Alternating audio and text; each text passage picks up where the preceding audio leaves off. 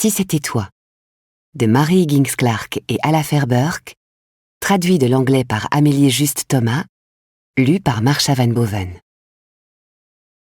Jenna avait décliné l'invitation, proposant plutôt d'emmener Bacon faire une balade nocturne pendant la réception. Ce serait son cadeau aux garçons pour l'obtention de leur diplôme. Elle était présente 9 ans plus tôt quand les enfants avaient baptisé le chiot, un boxeur. Son prédécesseur, Picasso, était mort au mois de novembre précédent, et le chagrin s'était suffisamment atténué pour que les Harrington accueillent un nouveau membre de la gent canine. Par tradition familiale, Sarah avait voulu lui donner le nom d'un artiste. Elle avait réduit la liste à Warhol, O'Keeffe et Pollock. Simon, qui maîtrisait depuis son plus jeune âge l'art délicat de solliciter un changement de menu avec diplomatie, demanda à ses parents si lui et ses frères et sœurs pouvaient chercher d'autres options. Ils se tournèrent alors vers Internet. En lisant à voix haute une liste de noms d'artistes dont les enfants n'avaient jamais entendu parler, Simon tomba sur Francis Bacon. Sarah lui expliqua qu'il s'agissait d'un portraitiste d'origine irlandaise, connu pour ses peintures sombres, perturbantes, de silhouettes humaines. Mais tout ce qui intéressait les enfants, c'était son drôle de nom de famille. Leur gloussement enchanté avait résonné encore plus fort que l'agitation de la fête de ce soir. Ce serait donc Bacon le boxeur.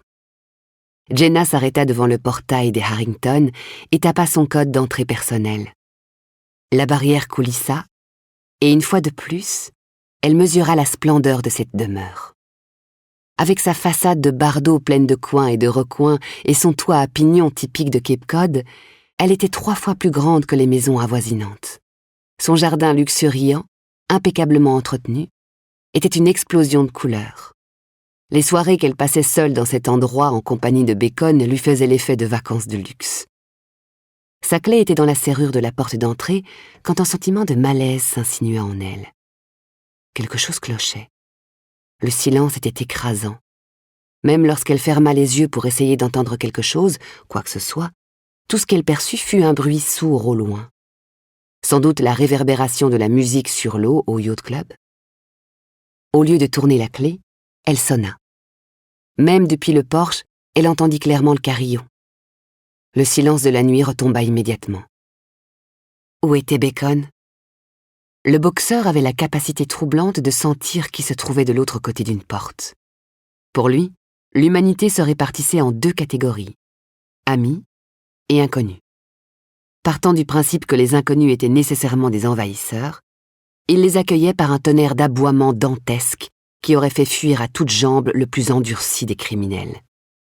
Mais avec les amis, Bacon était l'incarnation même de la joie, jappant d'impatience à la perspective d'aller jouer. Bacon avait 9 ans, ce qui n'était plus tout jeune pour un boxeur. Peut-être devenait-il un peu sourd? Peut-être son pouvoir magique s'était-il émoussé? Ou alors, elle ne voulait pas le trouver comme ça. Comment pourrait-elle annoncer la nouvelle aux Harrington? Bacon était leur bébé. Elle n'avait pas le choix. Il semblait exagéré d'appeler la police parce qu'un chien n'aboyait pas.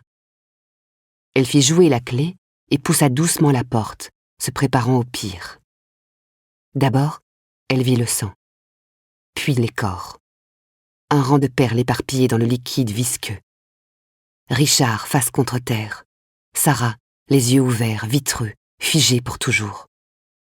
Ce ne fut que lorsque Jenna se mit à crier que Bacon s'y mit à son tour, hurlant à la mort depuis l'arrière de la maison. Il avait compris que sa maman et son papa étaient partis pour toujours.